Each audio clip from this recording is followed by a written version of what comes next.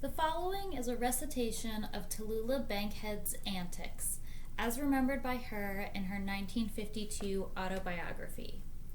In 1919 or 1920, it was about this time, Tallulah writes, that I met John Barrymore. His sister Ethel frequented the Algonquin Hotel. I had first encountered Ethel in the Algonquin's elevator.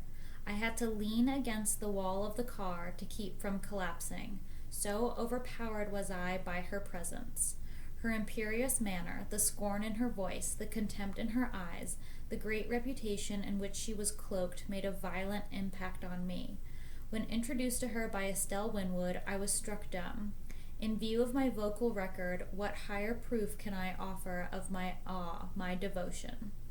But to get back to John, one day, dining with Sister Ethel, his eye rested on me, snacking from table to table. "Who is that beautiful girl?" he asked Estelle. Whereupon she signaled me. My insides started to do nip-ups, my temples throbbed, my brow grew clammy. To be seated at the table with two Barrymores was an emotional experience beyond my capacity. I was just 18. John Barrymore had yet to immortalize himself in Hamlet, but even then he was something beyond the pale. Successively in The Fortune Hunter, Kick, in Galsworthy's Justice, Peter Ibbotson, and Redemption, he had established himself as a brilliant young actor.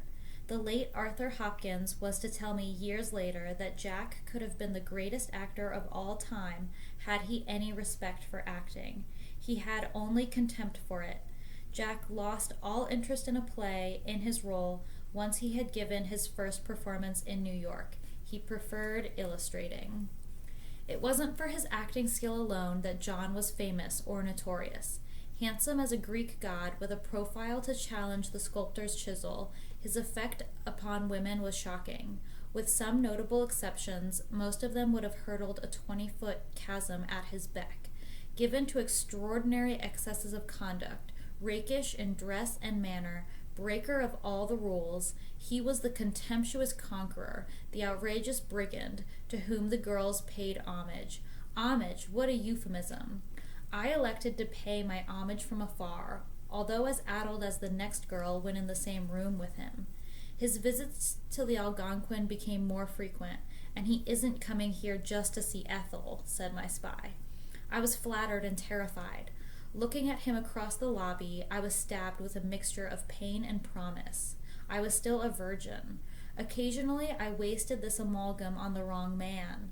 At that time, the ballroom dancing team of Hyson and Dixon were almost as popular as had been the Vernon Castles. Carl Hyson lived at the Algonquin, and from the rear he looked a lot like Jack. More than once I was chagrined to find I had waxed oozy through proximity to the dancer and not Jack.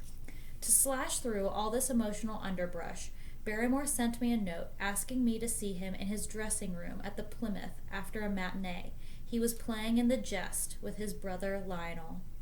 Outwardly calm, inwardly queasy, I mounted the steps to the dressing room, which later was to shelter me in Dark Victory, The Skin of Our Teeth, Private Lives, and The Eagle Has Two Heads. Were the Barrymore intentions professional or carnal? That was the question. I tottered at his first suggestion. He was about to start on a motion picture, Dr. Jekyll and Mr. Hyde. It would be made in New York at such moments as he was not in The Jest. How would I like to be his leading lady? Some defiant influence prompted me to a delaying tactic. I wasn't interested in the screen, I said. I wanted to make my mark on the stage. Until I had, and I was almost strangled by my words, I felt that I must decline his offer, flattered though I was. Jack took this in stride. Then he started to make little animal noises. Freely translated, these indicated his desire to shred the seventh commandment. He rose and took my hands in his and started to lead me to a convenient couch. With such dignity as I could simulate under these fiery circumstances, I declined. With difficulty, I withstood his pleading, shortly found myself in West 45th Street, shaken and seared. What a crowded hour! 2 propositions had been made to me, but I wasn't up to continuing my pursuit of sophistication to such lengths. A great display of willpower, you say? Rot. My animal instinct told me that quick surrender could only cheapen me in my own eyes. I had no prejudices against informal alliances, provided the contenders were charged with either mutual affection or desire. But I felt no good could come of trying to blend business with pleasure. You've heard, I'm sure, about Tallulah the Topper, Tallulah the Tosspot, Tallulah the girl who gets tight as a tick. Let's face it, my dears, I have been tight as a tick, fried as a mink, stiff as a goat, but I'm no topper, no tosspot. In all my years in the theater, I've never missed a performance because of alcoholic wounds. I have never skidded into the footlights through confused vision. No curtain has been prematurely lowered on a play of mine that the litter bearers might get an emergency workout. That's more than I can say of some of my contemporaries in the higher echelons. I shall not cite these contemporaries here. No use starting a pot and kettle controversy. Before we pursue this delicate subject further, it might be wise to define intoxication. If you wake up in bed with your hat on, it's my guess you may have been addled on retirement. A friend of mine, given to overindulgence, was horizontal for 10 hours in his derby hat. It was 3 months before the ring on his brow faded. The hat theory doesn't cover me. I haven't worn a hat since Daddy's funeral in 1940. Joe Lewis, the nightclub cut-up, heads another school of thought. It's Joe's conviction you're sober, until lying flat on the floor, you have to hang on to avoid falling. Frankly, I have contributed a great deal to the carousing phase of my legend. When newspapermen question me on cosmic affairs and other irrelevancies, I ooze hospitality. Knowing their thirsts, I'm quick on the bottle. Since I never drink alone, I would be remiss as a hostess did I not drink with these journalists. Consecutive toasts lead to confusion. Most of my interviews reek of vermouth, bourbon, and the smoky juice of barley. Whipped into frenzies through association with me and Manhattan simultaneously, my friends compose tales that echo the shore-leave sailors and South Pacific. James Barton in his Mad Dog speciality or one of Ernest Hemingway's heroes. I do not wince at these gentle libels. They're the fruit of collusion. Because of my reputation for rowdiness and scorn of convention, my biographers feel they would be betraying their parishioners. False to their oath, did they paint me cuddled up before a fire, a cookie jar on the mantel, Louisa May Alcott's Little Women in my lap. And they would. An actress who submits to interviews, one of the sweet uses of publicity, will get nowhere bellowing she's been misquoted. I've been misquoted often. I was all for suing the newspaper PM and one of its feature writers, Robert Rice, son of Elmer Rice, the playwright, for hinting that my consumption was running well ahead of the output of the distilleries. In the end, cooler heads prevailed. I'll have at him with my dirk, do I ever get him in an alley. Once a rumor raced up and down Broadway that though I had forsaken intoxicants, I had found an astonishing substitute. By dissolving 2 aspirin tablets in a beaker of Coca-Cola and draining some down, I was stimulated, said my foes, to the extent of 4 juleps. Had the charge been true, I would rate with Pasteur and the discoverer of penicillin in the field of chemistry. Were such a concoction potent, it would wipe out the saloons overnight. Utter rubbish. Let's not quibble. I'm the foe of moderation, the champion of excess. If I may lift a line from a diehard whose identity is lost in the shuffle, I'd rather be strongly wrong than weakly right. In any drinker's consensus, you'll not find me in the 2 cocktails before dinner file. After 2 cocktails, I don't want any dinner or any lunch. The so-called civilized drinkers who follow this pattern are wrestling with desire and remorse at the same time. Food defeats the very thing for which you took the drink. It smothers the glow which the drink lets loose. I like to drink best when I'm with challenging, exciting people. If I'm in the dumps, liquor depresses me further. Circumstance rules my thirst. A thrilling knockout, a headline that stabs my spine. These can touch me off. I also find drinking pleasant, if not profitable, when I'm in love. It seems to give zest to my emotions, elevate the reading on my romantic thermometer. I'm not fascinated by the taste of liquor. A frozen daiquiri of a scorching afternoon is soothing. It makes living more tolerable. But given any option, I'll bypass martinis and Scotch highballs, stiff-arm those pink or purple concoctions, equal parts of bilge water, anisette, and rum, with which hostesses sabotage a party.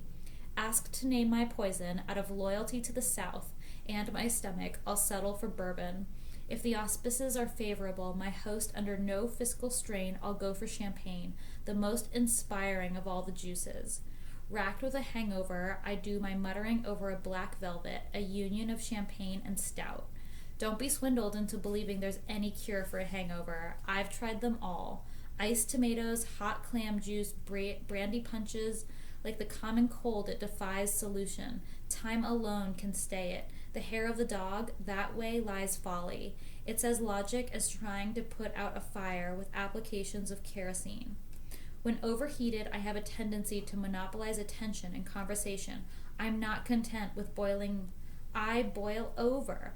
Havoc often ensues. I provoke some of my companions into controversy. My conversation may be spiced with invectives and profanities condoned in Hemingway, but not in Homer. Drink reacts on its practitioners in conflicting ways. One brave can knock off a quart of scotch and look and act as sober as Herbert Hoover. Another, after 3 martinis, makes 2 cushioned vehicles off the chaise lounge as he attempts to negotiate the bathroom.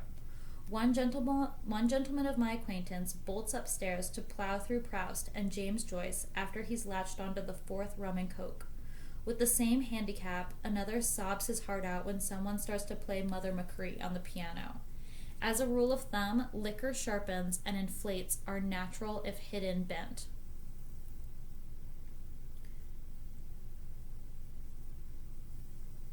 A party tosser of talent, Miss Dorothy Parker touched off a shindig in tribute to Edie Smith, my secretary and confessor, shortly after my escape from Hollywood in the early 30s. Elated that my friend was to be saluted, I made the mistake of taking a few nips before I got to the arena. There I added to my content. I distracted the guests with backbends, cartwheels, and monologues. Enough of this shilly-shallying. I was noisy, tight. Miss Parker and Eddie were in the kitchen setting up refills when George Cukor, gentleman and diplomat, decided that in the interests of tranquility I should go home. Through some ruse, he tricked me to the street. It's true that I once pinwheeled for a block on Piccadilly, but it was 3 o'clock in the morning. The street was bare and silent. I was only answering a taunt of my companion, Prince Nicholas of Romania. You know those Romanian princes. Not all of them are on key. When I came up from Washington, D.C. to make my mark on Broadway, I had yet to take a drink other than a sip of eggnog at Christmas. I shuttled about quite a bit in my first 2 years in Manhattan. I lived for a time with Bijou Martin. She was the daughter of Ricardo Martin, the opera star. One afternoon, Bijou came home with a bottle of port and suggested we sample it. Oh, I couldn't. I promised Daddy I wouldn't take a drink if he let me go on the stage. This isn't a drink, she said. It's only wine. In Europe, children drink wine as we drink water. My resolve sagged. Eventually, I'd get Daddy's permission. I must try everything once. All right, you're my friend, and you'll take care of me. I'll see how it affects me. We had no wine glasses, so we used our toothbrush tumblers. Bijou and I filled our mugs to the brim and tossed them off. I had no reaction. Disappointed, I said, let's try another, a third, and the roof fell in. Both of us were so tight we couldn't walk. We had to crawl through the hall to our bedrooms on our hands and knees. I don't know which was greater, my horror or my surprise. I felt sick, and I was sick. The room was spinning like a top. In my agony, I heard my roommate moaning. I crawled back down the hall. Bijou was trying to get into the bathtub. I want to take a shower, she said. I saw no flaw in this, though she was fully clothed. I put her hat on her head. She clambered into the vat, and I turned on the water. Then I crawled away to die. We woke the next morning with devastating hangovers. Me in bed, Bijou on the bathroom floor. There was a note under the door from her father. I came to take you and Tallulah to dinner tonight and missed you. You must have gone out. Out indeed. Numbed and nauseated, I was full of remorse. Serves me right for not minding Daddy, I thought. Thereafter, when offered a drink at parties, I'd say no, thank you. I don't drink. Got any cocaine? Thus did I start the myth that I was an addict. I talked so much, my manner was so animated, it was not hard to believe I was overstimulated. That was the sum of my drinking until I sailed for London 2 years later.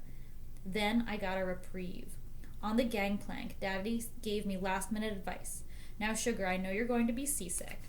When you do, take something simple. Cold chicken, tomatoes, and a glass of champagne. The champagne can't hurt you. It may help you.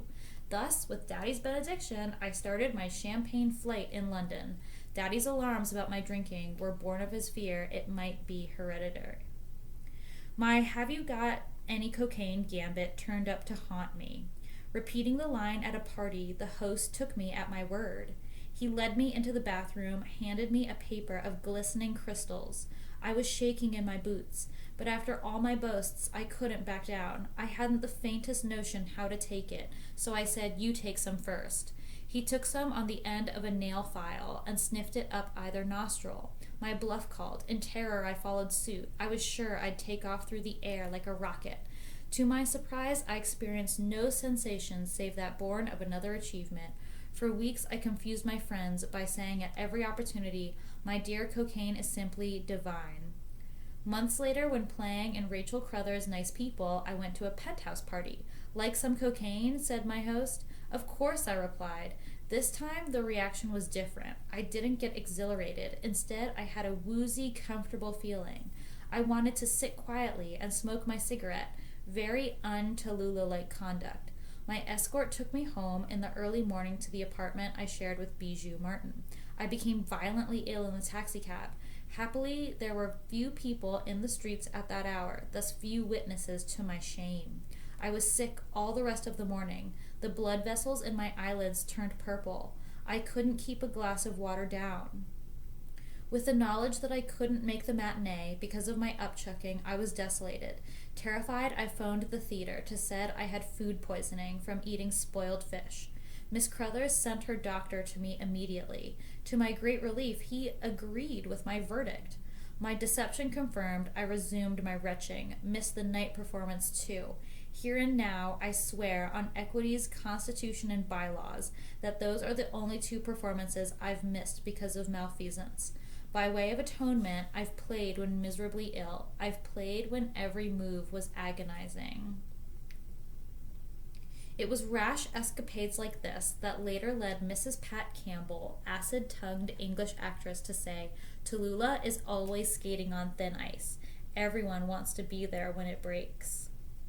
Shortly, I learned the reason for my illness following the penthouse party. I had been given heroin, not cocaine. Cocaine is supposed to exhilarate you, heroin to give you a feeling of ease and relaxation. I've never touched either since, except medicinally. In London, when I had one of my frequent attacks of the actor's nightmare, laryngitis, Sir Milson Rees, the king's doctor, sprayed my throat with a solution laced with cocaine. It stimulated my larynx, relieved strain on my vocal cords, reduced my chances of becoming mute during a performance. At Boots, the London chemist's, where I presented the prescription, I was given a bottle of pale little lozenges labeled cocaine and menthol. Obsessed with the desire to shock people, I whipped the vial out at every opportunity. I'd hold it out to my friends. "Have some cocaine?" "Tallulah, isn't it habit-forming?" "Cocaine habit-forming? Of course not. I ought to know. I've been using it for years." Because of these blusters, it is awkward for me to complain when charged with misconduct. Who started the rumor? Those winds I sowed are still whipping up clouds of dust. In London, I visited a charming little house in Chelsea, with a top-floor room lined with tinfoil. The visitors called it Silvertown. A quite respectable friend asked me if I'd like to smoke some opium. Acceptance was obligatory for a femme fatale. I was fascinated by the preliminaries, melting the pellets of opium, tamping them into the bowl of the pipe. My imagination running riot, I felt like the daughter of Fu Manchu. The effects were pleasant and dreamy. The world seemed uncommonly rosy, but not for long. Fortunately, it was Saturday night. 2 days before, I had laid out £15 to cover a talk with Daddy on Sunday afternoon by transatlantic telephone. This was an excitement. The only such call made up to that time had been a conversation between Washington, D.C. and our embassy in London. On the way home to my service flat, my escort and I became actively ill. We were so sick that we flung ourselves on my bed and collapsed. There my maid found us in the morning, ashen and wretched. Panicky, I feared that in risking one thrill I had cancelled out another, that I would not be able to talk to Daddy. Between spasms, I cursed my stupidity. I hoped against hope that through some miracle the call might be delayed. But there were few miracles then as there are now. Punctually at 3, the bell tingled, and Daddy's voice came through as if he were in the next room. The conversation which ensued would have given Alexander Graham Bell a turn. It ran like this. "Hello, Daddy darling. How are you?" "I'm fine. How are you?" "I'm fine." "How is Florence?" "She's fine." "Well, how's Sister?" "She's fine. I'll put her on." I told Sister I was fine, and she verified Daddy's report on her own health. Then it was Florence's turn. Florence was my stepmother, and believe it or not, she was fine too. After that, we engaged in variations on the same theme until 3 minutes and 15 pounds had been ticked off. Then I collapsed again. Opium? Never again so much as a whiff. Since I'm in my narcotic phase, I might as well let you in on my reefer binge, if a handful of reefers spread over 4 weeks can be so classified. I was carrying on a lopsided duel with Cleopatra when I first tested marijuana on the cue of a friend who swore reefers were the next thing to ambrosia. They may have been ambrosia to him, but my first one only brought on a fit of giggles and an overpowering hunger. Hunger is something I can't afford to create artificially, since I'm always either dieting or about to start dieting. At the time, I was deep in Theosophy and Madame Blavatsky's Isis Unveiled and Secret Doctrine. My giggles over, unreliable witnesses report I started to spout poetry. Very good it was. What with Cleopatra, back income taxes, a lost love, and other considerations too gruesome to set down here, I was very depressed, not to say broke. The reefer consumed, I felt that I had the key to the universe. Never before need I fret and worry. The complexities of my life became crystal clear. For a few moments, so vivid seemed my comprehension of the things that conventionally haunt me, I felt kinship with God. In retrospect, I distrust my emotions. Perhaps it was the spell of Madame Blavatsky. Perhaps I had fused Poe and his laudanum with me and my reefer. Thus exalted, shortly I repeated the experiment. It didn't come off. I was closer to the pawnbroker than to God. That is the sum of my trifling. I was a noodlehead to thus flirt with fire. Fortunately, my skirmishes with forbidden fumes and filters never created in me any craving, physical or mental, any desire to promote an experience to a practice. Tippling, that's something else again. I enjoy drinking with friends, even though I know it occasionally leads me to conduct not easy to condone. If after 4 snorts I'm convinced I can do the Indian rope trick, the damage is slight. You'll never find any rope in a liquor closet. Indians? Yes. When I go on the wagon, my abstinence is not due to moral scruples. The day that I find liquids jeopardizing my livelihood or my health, you'll find an arid Bankhead. I'm not a compulsive drinker. I'll drink what and when I damn well please. My most notable attack of sobriety began the day the British started to evacuate Dunkirk, while I was playing in the Little Foxes in Chicago. That night in my bedroom, I dropped to my knees and prayed that through some miracle the British might escape annihilation. On the theory their deliverance might be effected through the French artillery, I came into my living room at the Ambassador Hotel and ordered up 3 French 75s. This drink, served in a tall highball, is a blend of champagne, gin, sugar, a squirt of lemon juice, the whole topped off with a brandy float. Consumed in quantity that can flatten a longshoreman, I drained all 3, then weaved to my feet and announced, "As of now, I'm on the wagon, and I'm staying on the wagon until the British are back in Dunkirk." The flight from Dunkirk was not my only agonizing day in World War II. More than once sulfa saved me, but I had evil reactions. Unwittingly, I did violate my oath of abstinence. When lo, I found a dash of spirits of ammonia picked me up. The British were back in Dunkirk before I discovered aromatic spirits of ammonia have an alcoholic content of 65%. That summer, in 1940, Daddy died. After the funeral, my friend, Dola Cavendish, said, "Tallulah, you need a drink. At a time like this, you should not hold yourself to your vow. Circumstances alter all things." But this seemed the great challenge to my determination. I'm not going to break it, darling. Of all times, not now. Since I'm cataloging my sins, I must embrace another defect I have long coddled to no profit: gambling. I'm fascinated by projects that enable me to get rid of money in a hurry. Sages have told me that gambling is a symbol of insecurity, as is drinking. In my case, their theory leaks. My urge to gamble comes and goes, like hot flashes. It's an outlet for excessive enthusiasm. Emotionally wrought up, I'll gamble on anything. Ball games, fights, dice, Fantan, or the sixth at Pimlico. Challenged by a cocky opponent, I'll risk a few farthings to prove I can surpass him spitting at a crack, throwing playing cards into a derby hat. With me, gambling is a device to endorse my convictions. I'm not the cool calculating type. I never give a second thought to odds, past performances, or form. A wishful thinker, I bet on the horse, the team, the fighter I'm rooting for. My bets are symbols of my own devotion. I became a fanatic horse player in London because of my friendship for Steve Donahue, greatest of all British jockeys. Didn't he win the Derby at Epsom 3 times in succession? Steve used to cue me in on entering the paddock before a race. Did he think his nag was going to win? He'd hold his crop in his right hand, convinced his horse was a beetle in his left. My biggest killing was at Manchester.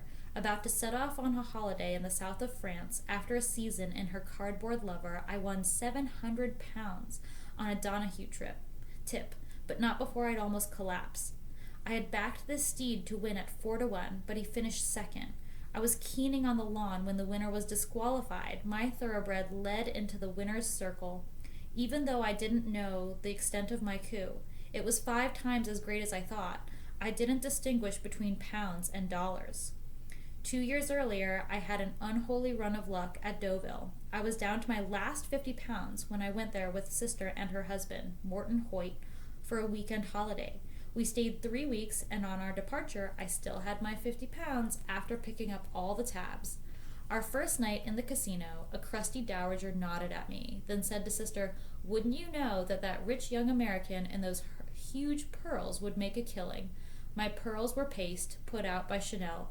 Hoyt, he's the one sister bagged 3 different times. He was the brother of Eleanor Wiley, the poet and novelist. I get just as much fun out of playing 2-bit limit with the stagehands as cashing in on a long shot, and get just as excited. When playing in the Little Foxes at the National Theater in New York, I wasted a lot of sleep playing the match game with newspaper men at Bleak's Saloon around the corner. One night, I reduced Stanley Walker, long-famed city editor of the Herald Tribune, to bankruptcy with my gambling. Since my bets are rooted in emotion, the New York Giants have cost me a pretty penny in the past 10 years. They even addled my nest egg when they nosed out the Dodgers in 1951. Electrified by their last-minute victory, I bet all my friends they'd pull the rug out from under the Yankees in the World Series. How could I, a girl of the South, root for the Yankees? At even money, when I could have gotten 11-5 at any cigar store. Here's a rule I recommend. Never practice 2 vices at once. High as a kite of an early morning in Milwaukee, I invaded a gambling house with Donald Cook. Thanks to excessive optimism, I lost all my cash at the roulette table within an hour. But the management was gracious and was only too glad to cash my check for $100. I lost that too. At the end of the month, I was reminded of my folly. The check so rashly cashed had been tilted to $1,000. What's more, my bank cashed it, and why not? It bore my signature.